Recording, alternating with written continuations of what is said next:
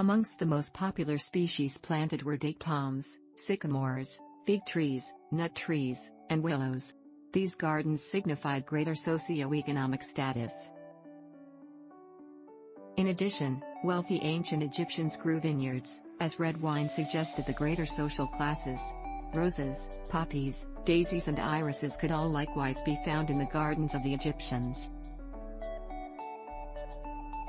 These tended to be large, some of them utilized for hunting game rather like a game reserve today and others as leisure gardens. Cypresses and palms were a few of the most often planted kinds of trees.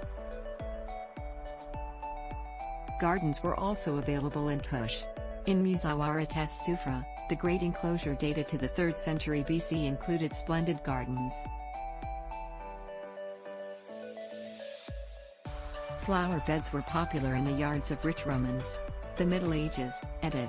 The Middle Ages represent a duration of decrease in gardens for visual purposes.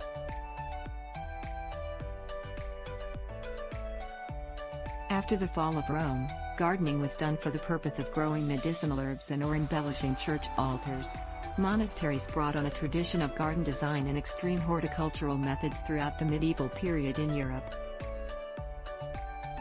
Specific abbeys might also have had a green court, a plot of turf and trees where horses could graze, along with a cellarer's garden or private gardens for obedientiaries, monks who held particular posts within the monastery. Islamic gardens were constructed after the design of Persian gardens, and they were usually confined by walls and divided in 4 by watercourses.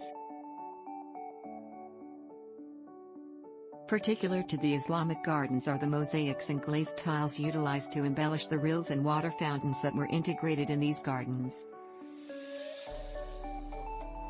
By the late 13th century, rich Europeans began to grow gardens for leisure and for medical herbs and veggies.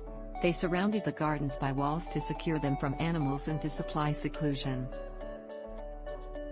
The gardens in the 16th and 17th century were symmetric, proportioned and balanced with a more classical look.